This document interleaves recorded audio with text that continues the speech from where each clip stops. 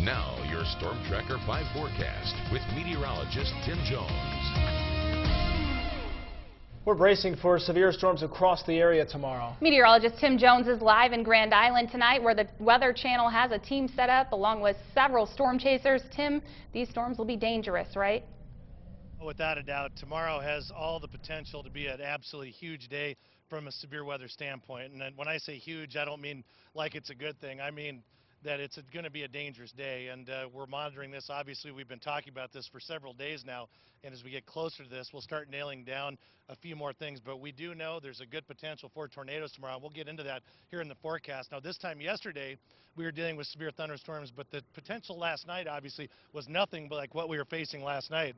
Radar is quiet. Doppler 5 live radar. This time tomorrow, I think, will be a much different story as those storms will be going and increasing ever so much closer to the Tri-Cities area. Now, it was a nice day. It's deceiving out here because we're in the 70s and 80s.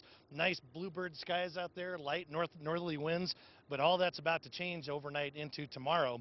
As we look at that forecast tonight, I wanted to get just the semantics of the forecast out of the way, and then we'll get to the meat of it, where we'll see overnight lows in the 60s. The winds will be light. Looking at your day planner for tomorrow, we'll start off in the 60s once again. By the time we get to the noontime, we'll be back in the 70s, and we'll be in the 80s, which we'll talk about the forecast in a moment. Here's the risk for severe weather. This is issued by the Storm Prediction Center out of Norman, Oklahoma. The area shaded in red, it's a moderate risk for severe weather, tornadoes, hail, damaging wind gusts, all the main threats. The area in the white there, including the Tri-Cities, is where I think has the best chances for tornadoes. I don't think everybody's going to see a tornado, but everybody in that area certainly has a chance, especially along that warm front that's going to be placed right along the middle of the state. And a lot of this depends on how things go overnight tonight into tomorrow morning. As we move forward, let's talk about Futurecast and see how things work through. You can see a few rounds of showers and thunderstorms in the morning. A lot of that's going to have a lot of bearing on the afternoon activity, but you can see how that pushes through.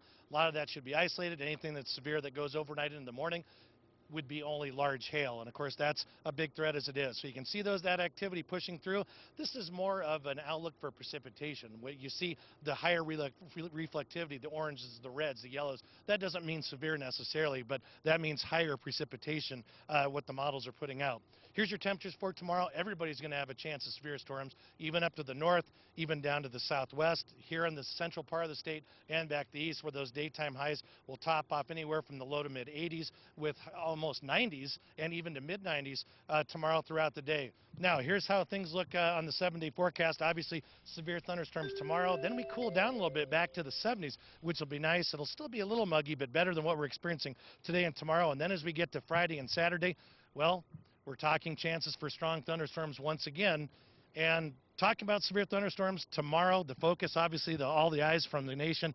Obviously, we have Mike Bettis from the Weather Channel here. Mike, glad to have you here. I wish it was under different circumstances, right? Yeah, me too. I mean, we don't often find our way to the northern plains or central plains all that often. We haven't this year, that's for sure. It's been a pretty quiet season, but tomorrow, as you've been talking about, it looks like a pretty dangerous day. Yeah, without a doubt. Now, let's talk about something. Just over a year ago here, we had that El Reno, Oklahoma tornado, and for those of you that might not remember, that was a very damaging tornado. It took a couple lives of a couple well-known storm chasers down there, and you were in the thick of that. And you had an experience that probably not only changed your career, but your life. Tell me about that. Yeah, you know, when we had an experience last year in Oklahoma where we actually were overtaken by a tornado, and our team, who's been together for many, many years and has a lot of experience doing this, I mean, it kind of shows you that, you know, you can find yourself in unenviable positions. You know, it happened to us. It happened to some very experienced chaser, Tim Samaras. But just be careful. You know, a lot of people will be on the roads tomorrow. They want to experience weather, and I would never discourage anyone from experiencing weather, enjoying what they enjoy, but just be safe. Obey the traffic laws, be with somebody that's an experienced chaser, and put yourself in the right position so that you're not caught off guard, and put a lot of distance between you and that storm. The better view, as you know, is farther away. You can see a lot more structure with a supercell or a tornado than you can right up next to it, and that's just a dangerous place to be. Yeah, without a doubt. And the people that are watching at home right now, we don't want them to come out and see the tornado. We want them to talk about a safe place. Absolutely. And being safe. Now, real quick, how has this experience changed your life for the better? Well, I think in a lot of ways you have a lot more respect for things. I mean, for me, it's helped my family life better. You get more perspective with your family and what's important to you.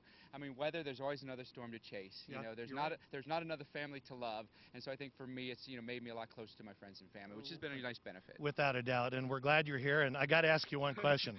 Are you going to tell your grandkids that you met me and that you're Of interviewed course by I am. The thrill of being in Nebraska is meeting Tim. All right, there you go. Hey, you heard it from here first. Hey, thanks for being around. Good to see you. Nice to meet you, brother. We'll see you around later tonight and tomorrow. Colin, Katie, back to you.